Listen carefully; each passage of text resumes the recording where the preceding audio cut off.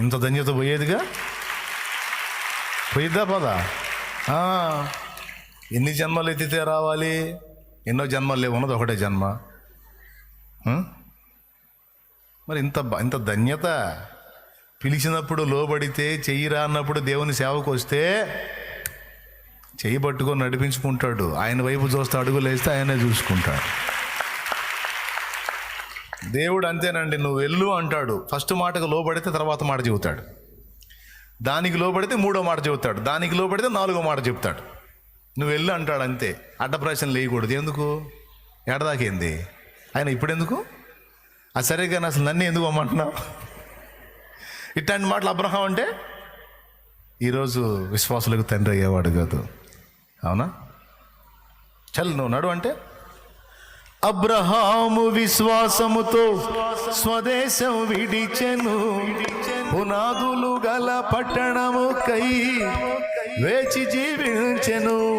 అబ్రహాము విశ్వాసముతో స్వదేశం విడిచెను, పునాదులు గల పట్టణముకై వేచి జీవించెను.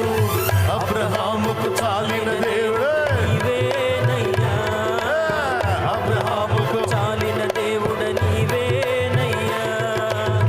అబ్రహాము దేవుడా, ఇస్సాకు దేవుడా, యాకోబు దేవుడా, నాకు చాలిన దేవుడా, యేసయ్యా, నా యేసయ్యా, యేసయ్యా, నా యేసయ్యా, యేసయ్యా, నా యేసయ్యా, యేసయ్యా, నా యేసయ్యా. ఆమేన్. యేసయ్యా, నా యేసయ్యా, యేసయ్యా, నా యేసయ్యా. దేవునికి మహిమ.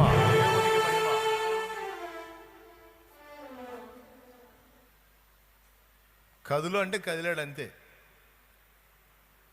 ఎక్కడికి వెళ్ళాలా? నేను చూపించిన ప్రదేశానికి పో అన్నాడు. ఏ ఊరేందని అడగల. అదే అతని గొప్ప విశ్వాసం అని రోమా పత్రికలోను మరియు హెబ్రీ పత్రికలోను 2 సార్లు ప్రశంసించాడు.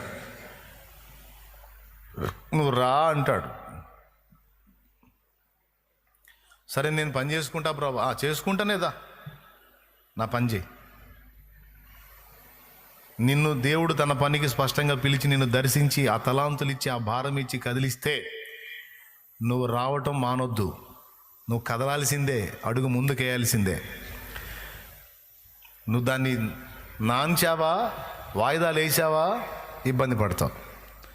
కొన్నిసార్లు నీ ఎగచాట్లకు అది కూడా ఒక కారణమై ఉంటుంది. కొన్నిసార్లు నువ్వు తినే దెబ్బలకు అది కూడా కారణమై ఉంటుంది. నేను చెప్పాల, లోకాసువార్త చెప్పింది, తన యజమానుని చిత్తం ఎరిగి ఉండి అలాగూ చేయని వానికి అనేకమైన దెబ్బలు తగులును. తెలియకయే చేసిన వానికి కొద్ది దెబ్బలే తగులును. సో దేవుడు తన సంకల్పాన్ని, తన ఉద్దేశాన్ని, తన చిత్తాన్ని నీ ఎడల స్పష్టంగా బయలుపరిచి చల్ వచ్చేయి అన్నప్పుడు నువ్వు రావాల్సిందే. వస్తే ధన్యుడివి, ధన్యురాలివి.